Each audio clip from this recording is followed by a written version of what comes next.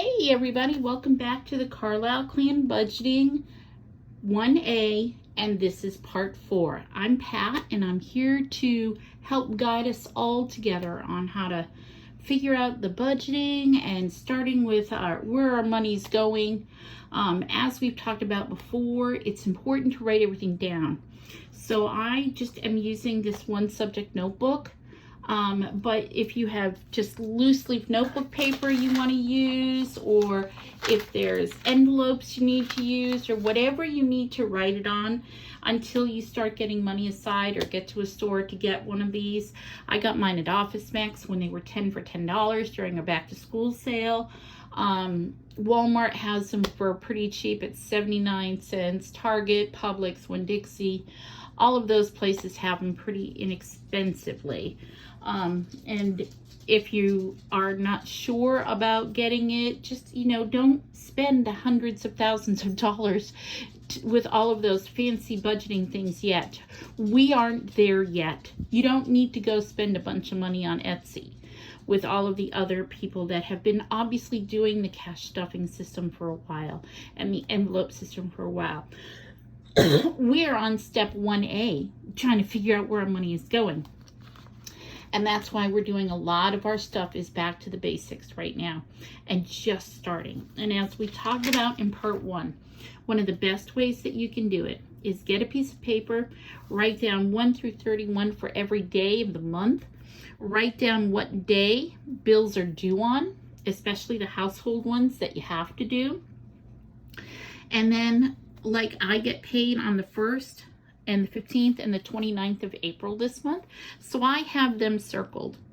I like to do my budgeting, even though I get paid every 2 weeks, I like to do my budgeting by the week so that I can have a better handle on where my money is and how much I'm spending. And I'm having to force myself to pay attention to it. I'm having to force myself to do the ugly job of looking at my bank account at least once a week, if not more. And just trying to track where everything is going. So this was week 1 in April, and now we're going to talk about week 2. Now we're doing a couple of different things right now, so we're just going to broach one thing at a time.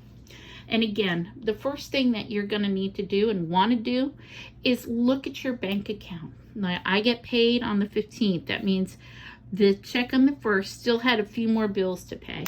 So when I look at my bank account, I can see that my automatic ones of Amazon were taken out and paid.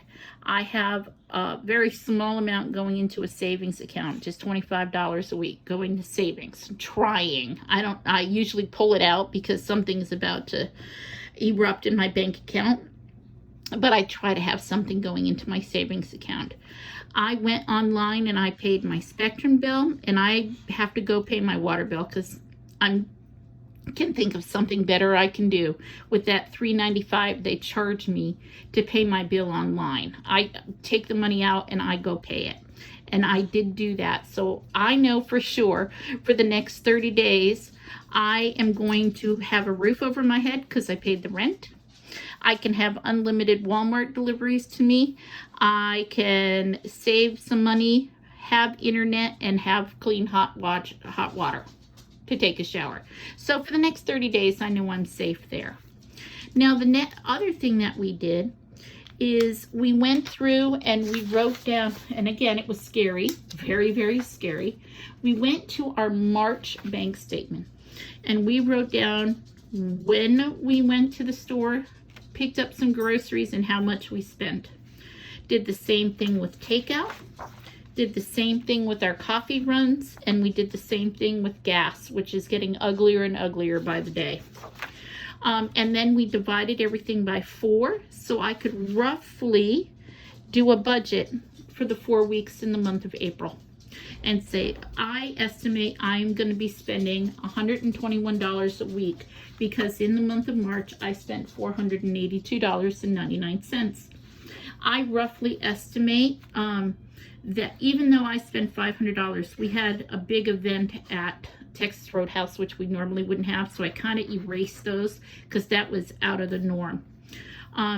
And said, well, I'm going to budget in my head $75 a week for takeout. When I added up all my gas, I know that's going to get uglier and uglier as time goes because it's just getting ugly out there. So I'm budgeting $60 a week for gas. For coffee, same thing. I'm budgeting $20 a week for coffee. And again, we are nowhere near where we are setting a budget and saying this is what we're living on. All we're doing at this point in budgeting 1A, that we're breaking up into several parts, is figuring out what our outflow is so that we can set a realistic, tangible, workable, where we're not pulling our hair out by the end of the month because it's not working goal for our budgeting. That's why during the month of April, we're just kind of looking to see where things are going, when things get paid, how much we actually spent opposed to what we budgeted, and going from there.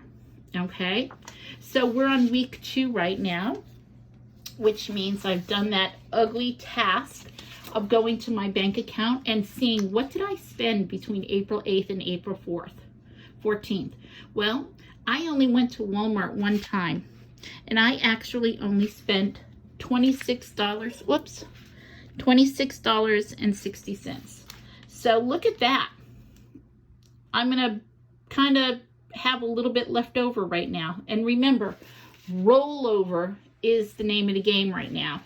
We're not pulling any money out of our envelopes. We're not even using envelopes yet. We're just looking and seeing how much we spent so that when we're looking at the month of May coming up in a couple weeks, we can set a better, realistic goal using tangible dollars that we've been talking about. Okay? So my takeout, I budgeted $75, and look at that, we only spend $68. So on a normal week when we're budgeting, roll it over because life happens. We're not we're not talking about sinking funds yet. We're not talking about cash saving challenges like you might be seeing on some of the other sites, which continue to watch if you get great ideas on what may or may not work for you. But if we were rolling this over, we'd be rolling over about $6 into next week's budget. Okay, roll it over. Let that be your new favorite phrase. All right, for gas, looks like we only spent $49.87. Roll it over because life can happen, and we never know when we might need that extra money for gas. We're not worried about putting this money or adding this money to anything yet. We're rolling it over because we want a realistic budget and we want to have tangible dollars. And of course, for coffee, well, look at Joe. He only spent $10.76 this week. Rolling over his coffee budget because trust me, Joe can drink some coffee. So at this point, these are the dollar amounts we're looking at, and these are the actual compared to the budget. Okay, now I know that I could easily go to a Google sheet and make this all beautiful, but let's be real here. Some of us don't have Google Sheets. We can keep it real. We're writing it all down and trying to figure it out as we go. So let's do that. The other thing we talked about doing in part 3 is starting to work with tangible cash. And remember, we said we were going to keep it small and keep it manageable. And we set up 3 different envelopes. We had a gas budget, we had a food budget, and we had a fun budget. So obviously gas, let's be real, it's gone. I spent the whole $20 at Wawa. It is no more. So that's empty, nothing to roll over there. I've got a food budget. Now notice on the back of my envelopes, I'm writing down what I spent. And that's mostly so I can, again, keeping track with it and looking at it. Notice on my food budget over here, I only said $26.60. In a real budget, this is the number I would also be adding to it. So $26.60, $6.60, and $18.20 means I really spent $44.80 on food. I really spent $69.86 on gas because I spent that whole $20 on gas. Now in my envelope, I have the change. Well, I started with 20. I spent $18.20, which means 80, which is $1.80. And look at that. I have $1.80. Now, I don't know about you. I'm not a fan of keeping change in a paper envelope. These aren't going to last long. This is going to rip. It's going to tear, especially the amount of times you take it out of here. So, get a cup. And now let's start saving some change. Anytime you have some change, put it in something. I'm going to use this cup for now until we evolve and start moving more into the budgeting. Roll it over is my new favorite phrase, so I'm going to keep that dollar in my food budget. And now I have the fun budget. Well, I needed a new shirt, so I went to Belle's. I spent $14.59 on a shirt. So I have $5.41 left over. Well, again, change is going to go in my cup. So now I'm starting to get some good money, starting that little dumping ground. I have no idea what we're going to use the change for yet, but let's not worry about it. And roll it over. That $5 goes back into my fun envelope, and I've got my 3 envelopes ready to go next week.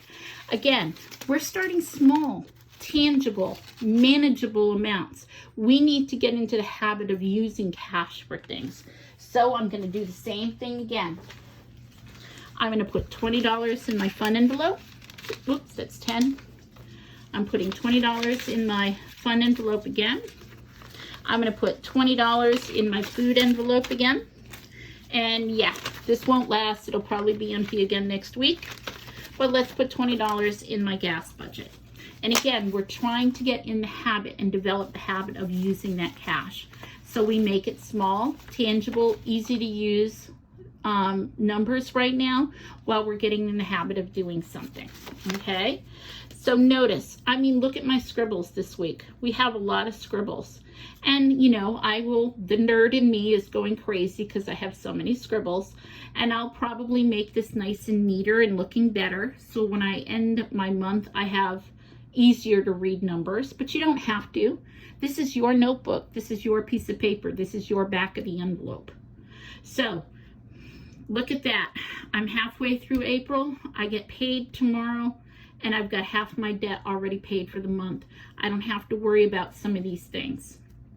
When I get paid tomorrow, I worry about I'll make sure that all of these bills are paid before my next paycheck and get them done. Again, I'm budgeting in my head, not a real thing, and see what really happens. I have food at $121, takeout $75, gas at $60, and coffee at $20. I'm praying 60 is all we need. All right, guys, thanks for coming for part 4. Keep working hard. You guys are getting there. One piece, one small, tangible goal at a time, and we will get through the month of April learning how to figure this all out together. Have a good day, guys. Bye.